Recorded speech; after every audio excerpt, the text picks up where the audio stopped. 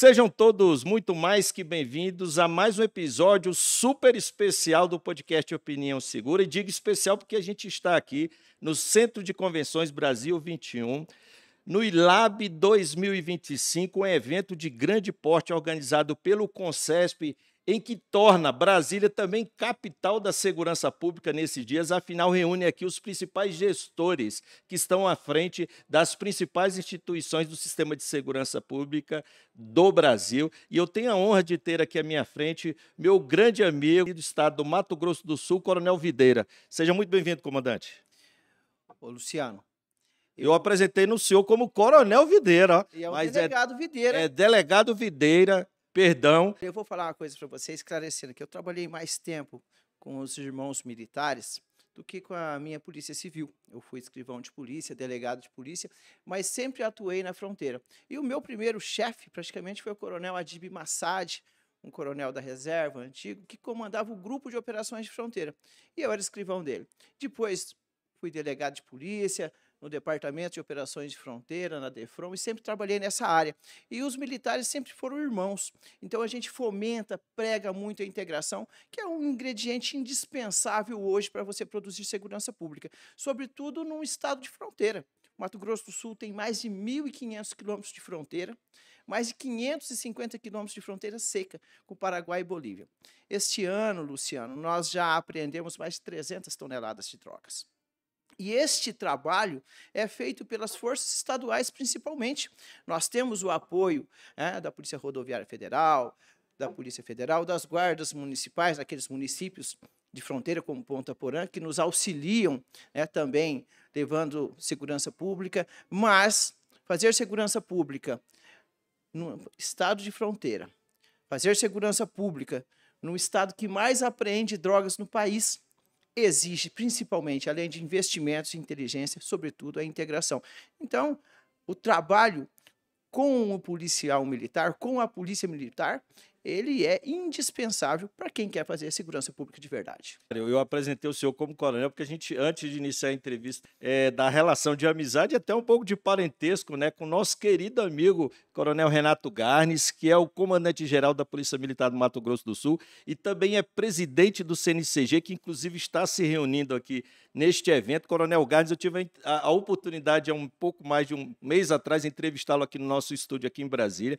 Um grande amigo que é contemporâneo nosso de academia, foi da equipe de tiro, inclusive me apresentou o tereré. Eu tenho até hoje uma cuia, quase 30 anos que ele me presenteou. Fui apresentado ao tereré, um grande irmão, amigo de farda, e é interessante, né, saber aí que o senhor tem uma relação muito aproximada com o Coronel Garnes, né? O Coronel Renato, a gente é amigo de uma vida, e nós temos em comum, eu sou padrinho de casamento dele, e ele é meu compadre, padrinho da minha filha. Por quê? Porque nossas esposas, a minha esposa Adriana é irmã da esposa do Renato, a Andréia. Então, nós somos concunhados. Então, além daquele vínculo que nós iniciamos, um vínculo de trabalho, ele como capitão, eu como delegado, no início das nossas carreiras, nós temos também esse vínculo familiar. Então, as mulheres, às vezes, deixam eles despachando, né? Isso, às vezes ele na minha casa, eu na casa dele, deixa eles despachando e as mulheres vão tratar os assuntos da família. Mas isso facilita bastante. Por exemplo, o secretário adjunto do Mato Grosso do Sul, coronel Ari Carlos Barbosa, nós trabalhamos juntos, Luciano, há 23 anos. Então, é um amigo de uma vida. Nós crescemos juntos. Quando eu era superintendente, ele era diretor do DOF. Quando eu era delegado no DOF, ele era capitão do DOF. Quando eu era secretário adjunto, ele era superintendente. Quando eu era secretário, assumi como secretário, estou secretário, ele é meu adjunto. Então, nós estamos há 23 anos trabalhando juntos.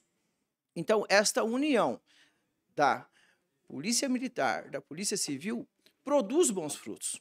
E como todo mundo vem dizendo, né? Tem que integrar, tem que integrar. Mas não é fácil integrar mantendo, e aquilo que o Renato disse na fala dele ontem, mantendo e respeitando as atribuições da co-irmã. Exato. Então, você fazer bem feito já dá trabalho. Agora, você, além de fazer bem feito, querer fazer o do outro, aí a gente tem que respeitar as atribuições constitucionais de cada força. Também. Eu acho que este é o momento de nós discutirmos isso. Eu estou fazendo bem feito aquilo que a Constituição diz que eu tenho que fazer? Estou fazendo. Eu vou dar conta de fazer aquilo que estão propondo que eu faço? Eu tenho condições de manter a excelência naquilo que eu tenho constitucionalmente obrigação de fazer e ainda fazer mais? Isso é um momento de reflexão. E este momento é muito oportuno. Por quê? Porque o Brasil tem dimensões continentais e tem todo tipo de desafio. É diferente quando você produz segurança pública no Rio Grande do Sul, no Rio Grande do Norte, no Amazonas, no Pará, no Mato Grosso do Sul. O Mato Grosso do Sul não tem barreiras naturais na maior parte da sua fronteira, mas ele tem barreiras naturais na divisa com os principais estados com quem faz limite. Então, você explorar isso e produzir nacionalmente índices semelhantes é um grande desafio. E requer, sobretudo, a integração. E integração, eu não digo apenas dos órgãos, Luciano, de segurança pública estadual, mas uma integração dos órgãos dos estados, com suas diferenças, com Brasília. E se ouve muito dizer que a maior distância no Brasil é de Brasília com qualquer lugar do país. E como bem disse o Sandro Velar, nosso presidente do CONCESP ontem, não é apertando o botão em Brasília que se resolve um problema no Tocantins, no Amazonas, no Amapá, no Rio Grande do Sul, no Santa Catarina, no Paraná, no Mato Grosso do Sul, ou aqui em Goiás. Nós temos que ouvir, de fato, quem está na ponta. Replicar as práticas exitosas. Respeitar as atribuições de cada um. Agora, se nós pudermos reunir todas as boas práticas e aplicá-las, nós vamos ganhar tempo. Nós vamos reduzir custos e, principalmente, otimizar resultados. Isso é fundamental, Luciano. E este espaço que o CONCESP oferece, esse evento magnífico, estou há 35 anos na segurança pública, dos meus 55, e falo para você, o maior e melhor evento já organizado da segurança pública do país. E isso tudo é muito importante, por quê? Porque traz à baila, na capital do país, as necessidades da segurança pública, dita por quem a faz. Hoje, enfrentar o crime organizado passa necessariamente em discutir o sistema penitenciário. E nós temos aqui os gestores presentes falando dos grandes desafios. E não é apenas criar mais vagas, criar mais vagas, criar mais vagas. Não é apenas endurecer a legislação. É você promover políticas públicas para reduzir a reincidência. É você aumentar o número de presos trabalhando e estudando. Não apenas para promover ou dar mais chance para a ressocialização, mas para você reduzir custos com a manutenção dele. Porque cada 3 dias trabalhado ou remido com estudo, com a leitura, você reduz o tempo de encarceramento. E eu acho que não tem um estado no país hoje que tem preso recolhido com um custo de menos de R$ 2.700. Então, 12 meses dele trabalhando ou estudando, você vai reduzir 3 meses. Então, você vai ter uma economia de, no mínimo, aí, R$ 8.000. Então, é isso, é você otimizar o recurso economizado, é você investir na área apropriada e você monitorar os índices. Mas monitorar índices num padrão nacional, de forma que você possa ser mais eficiente na aplicação dos recursos. E quando a gente fala em recursos, né, Luciano, não tem como não dizer que não é apenas buscar e garantir o recurso. Tão importante quanto, Luciano, se não mais importante do que você garantir a fonte do financiamento da segurança pública, da justiça no país, é você garantir o orçamento. Desde a criação do SUSP, e eu acompanho desde a sua criação, todos os anos o Fundo Nacional de Segurança Pública foi superavitário. E por que não se executou tudo? Porque não tinha orçamento. Então, tão importante quanto, se não mais, é você ter constitucionalizado nesta PEC o Fundo Nacional de Segurança Pública, mas não mencionando valores. Mas sim, a exemplo do que se faz na saúde e na educação, garantindo percentuais. De forma que, por analogia, possa se aplicar nas constituições estaduais percentuais que garantam aos gestores o recurso para executar dentro do ente. Porque a fonte, ela pode mudar. Se discute percentuais das loterias, das bets, e eu defendo, por exemplo, que os recursos da Itaipu Binacional, que ano passado, 23, quitou o FMI, possam ser destinados para custear a segurança pública. Porque se antes da Itaipu, há 50 anos atrás, nós tínhamos uma barreira natural, e por isso eu falei agora há pouco das barreiras naturais nas fronteiras, o Rio Paraná ali não era navegável, o Rio Iguaçu não era navegável. E com a inundação, o Lago de Itaipu passou a ser uma hidrovia utilizada também pelo crime organizado, que leva produtos ilícitos e pratica crimes transfronteiriços para o Brasil inteiro. Então, por que não recursos da Itaipu também não serem destinados para o Fundo Nacional de Segurança Pública? A doutora Camila muito bem nos disse ontem, você lembra, Luciano, de outros fundos, fundos de direitos difusos, tem bilhões lá parado. Fundo Nacional Antidrogas. Há anos eu discuto isso. O Fundo Nacional Antidrogas é mais antigo que o Fundo Nacional de Segurança Pública. E o Fundo Nacional de Segurança Pública é transferência de fundo a fundo, fundo nacional para o fundo estadual. O FUNAD não. Você tem que cadastrar projetos onde um grupo de pessoas vai analisar se o seu projeto é viável ou é exequível. Por que não também, a exemplo do Fundo Nacional de Segurança Pública, já que são duas secretarias do mesmo ministério, não ser transferência de fundo a fundo?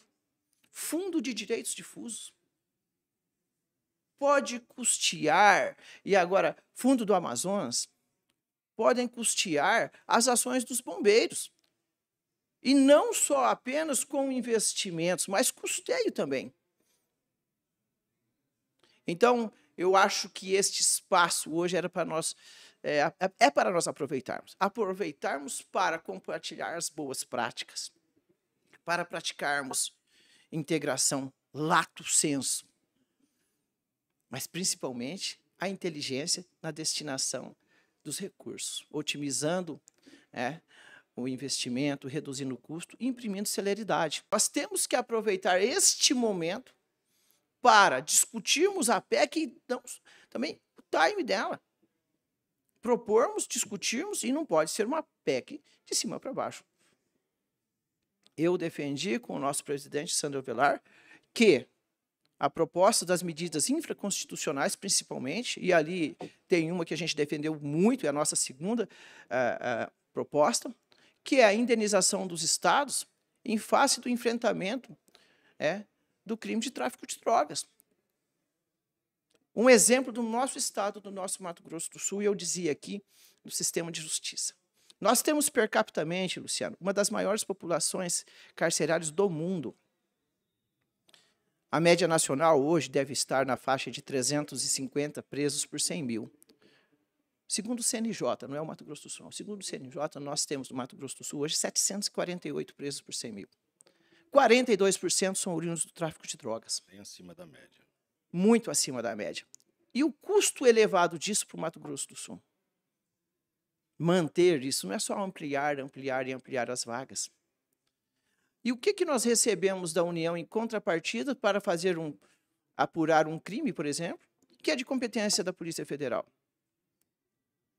São feitos convênios. A maioria dos convênios no país inteiro estão vencidos. E o que que nós ficamos? Nós ficamos com o preso, com o carro apreendido, com a droga para fazer exame, com o celular para fazer exame e o preso para tratar. Então a gente tem que discutir muito tudo isso. E este pacote que o Concesp leva agora traz uma série de soluções para isso. Então é um momento muito importante, eu acho que tem que parabenizar todos os participantes, independente se delegado, se coronel, se policial penal, se um perito criminal da nossa polícia científica. Nós temos todos juntos que discutir segurança pública para o país.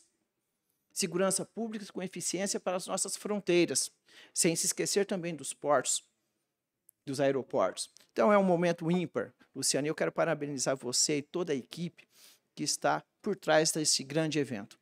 Secretário, na fala do senhor, a gente percebe primeiro que o senhor tem um domínio, e aí permita-me esse elogio, um domínio muito consistente de diversas temáticas que hoje são muito importantes para a questão do enfrentamento à violência e à criminalidade. As especificidades é importante de cada estado, o senhor mencionou a questão do Mato Grosso do Sul. Então, cada estado tem as suas especificidades que precisam ser relevadas.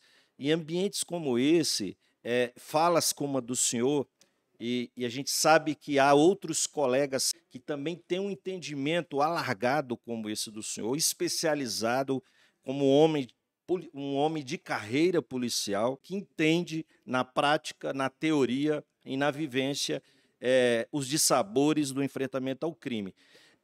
Então, a gente releva muito o Concesp por ter organizado esse evento. Eu percebo, e aí é um pensamento meu como estudioso da matéria, da necessidade de valoração cada vez maior dos conselhos, e eu percebo que o Concesp, sobretudo pela sua condição, a sua natureza e articulação, sobretudo na questão da intermediação da gestão do fundo, inclusive propondo medidas como tem sido feito.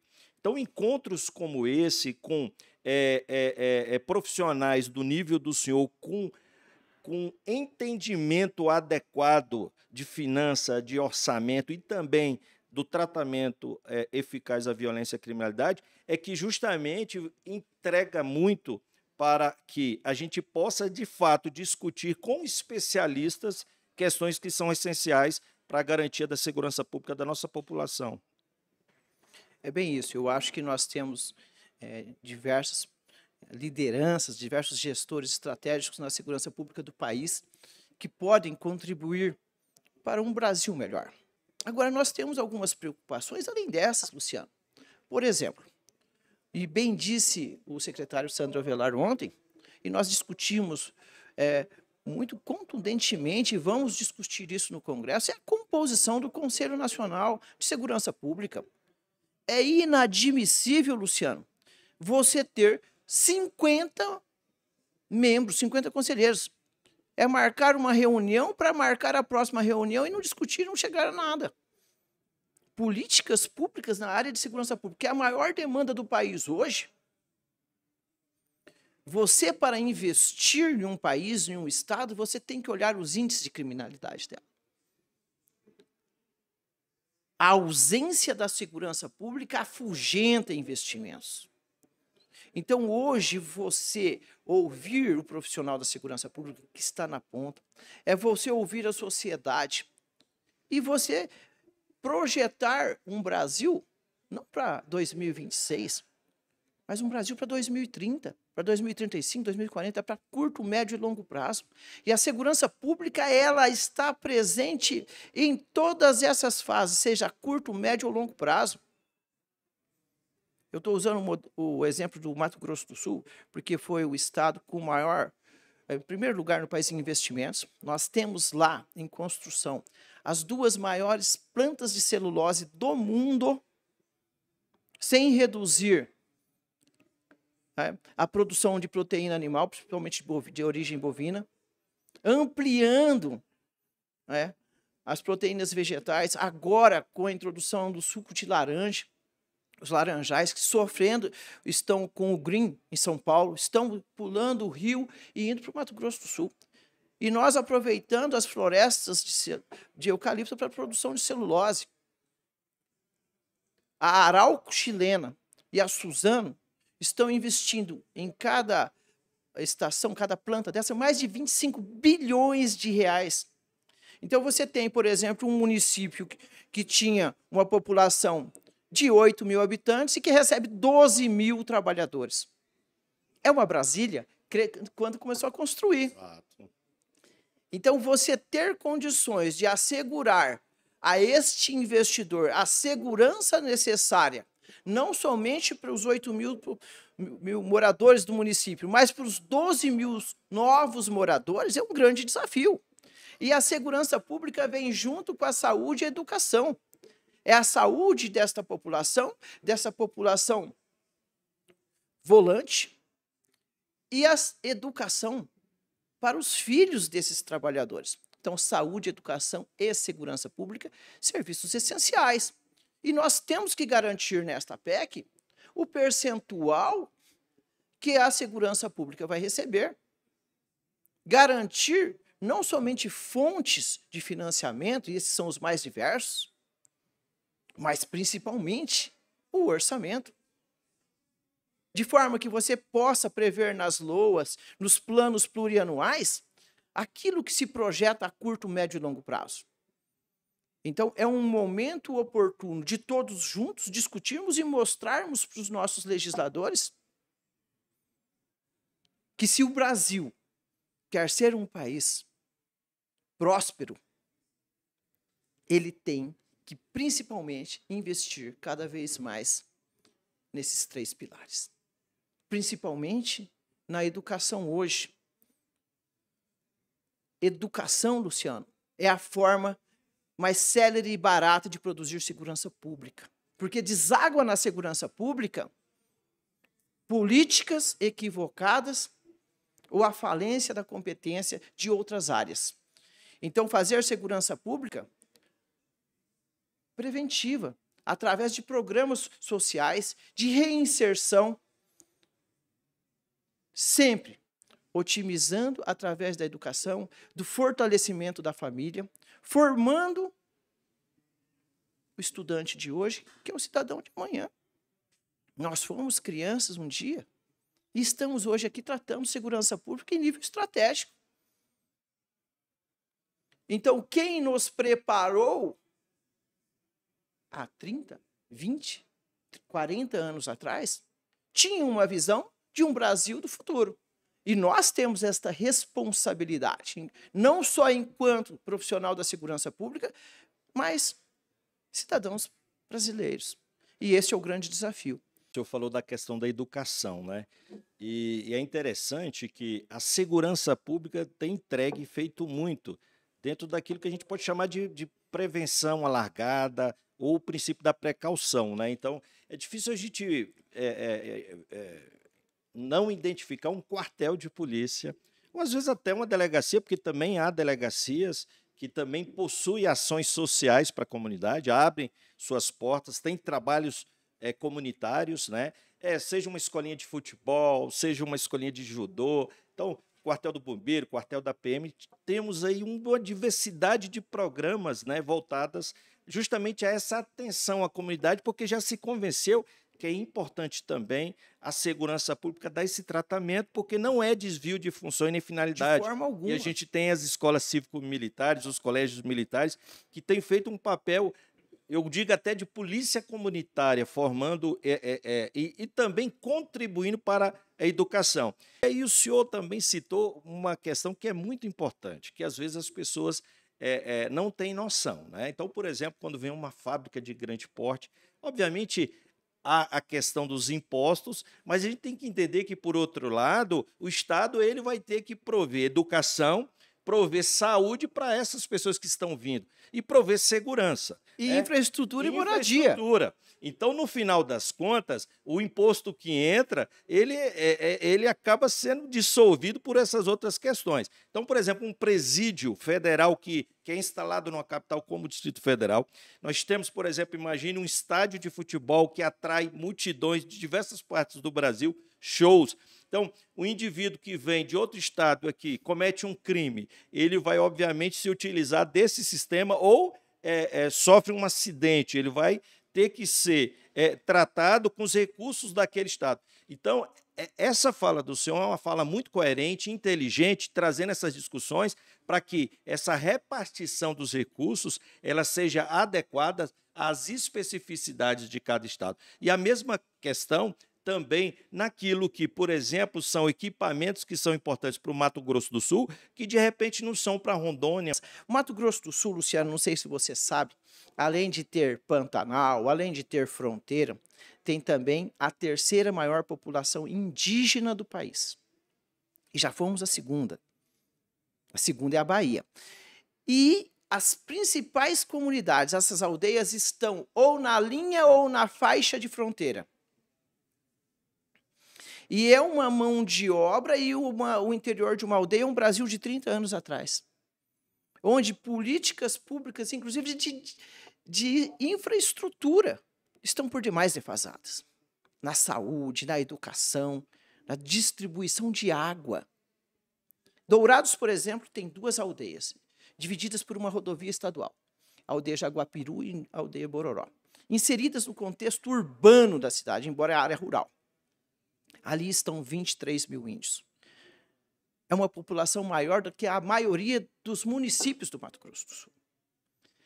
Estas 2 aldeias estão localizadas, situadas, instaladas em cima da maior reserva de água doce do mundo, que é o Aquífero Guarani. E sabe qual a maior demanda deles lá? Além de todas essas que eu mencionei, saúde, educação, segurança pública, é água. É uma incongruência. É água. As manifestações deles fechando as rodovias não é pedindo mais segurança pública, não é pedindo mais saúde e educação. É pedindo a distribuição de água. Então é um Brasil de muitos Brasis. E nós não podemos permitir, por exemplo, que a gente viva isso em 2025. Mato Grosso do Sul, a gente fez um desafio. Não era só polícia comunitária. E nós temos uma coordenadoria de polícia comunitária dentro da Sejusp. E nós criamos os primeiros conselhos comunitários de segurança indígena. Com uma particularidade. São 2 aldeias divididas por uma estrada. Cada qual tem o seu conselho de comunidade. Porque eles têm especificidades. Cada etnia, cada aldeia, cada capitão. E uma eleição de capitão é mais disputada que uma eleição municipal. E se você não der atenção lá, Luciano, o crime que lá acontece, seja ele um homicídio, um feminicídio, um estupro, um roubo, reflete na estatística doente do Estado. Então você não pode ignorar a ausência de políticas públicas que desaguam na segurança pública. E aí é você fazer polícia muito além do que é fazer polícia. É você produzir antecipadamente políticas preventivas que não desaguem as mazelas na segurança pública. Então, hoje, o profissional, o gestor estratégico de segurança pública, ele não pode só pensar segurança pública. Ele tem que pensar em infraestrutura política, saúde, educação, para que ele possa ser eficiente na sua área específica, a segurança pública. Mas é discutir infraestrutura, é iluminação pública, é trânsito, é reduzir as mortes no trânsito, porque senão aumenta o número de homicídios, homicídio culposo no trânsito, até doloso. Então, hoje eu digo que o gestor da segurança pública, ele não pode ser apenas um profissional da segurança pública. Ele tem que agir em todas as áreas, falando desde as suas divisas, as suas fronteiras, as particularidades da sua região, como de economia, como de política. E este ambiente proporcionado pelo Concesp nos permite compartilhar boas práticas. Um caso de sucesso que o secretário Alame está fazendo no Pará para receber a COP30, nós vamos aplicar no Mato Grosso do Sul para receber a COP15 das aves migratórias. E uma coisa que às vezes eu não vejo falar com muita frequência aqui na capital do país, mas que no Mato Grosso do Sul é fala diária. Se chama Rota Bioceânica. É uma rodovia interamericana que vai comunicar o Brasil com o Pacífico. Sim. Isso vai economizar, Luciano, 9 dias de navio. 9.000 quilômetros, 40 dias até, de navio. Vai reduzir custos. Só que vai aumentar o tráfego nas principais rodovias que cortam nossas áreas produtoras. Então, não é só você garantir segurança a este caminhoneiro, eles terão mais de 600, 700 carretas por dia. Mas é você garantir também proteção na rodovia, é você garantir assistência, é você equipar os corpos de bombeiros, a Polícia Rodoviária Federal, não só com equipamentos de emprego direto, mas também de comunicação.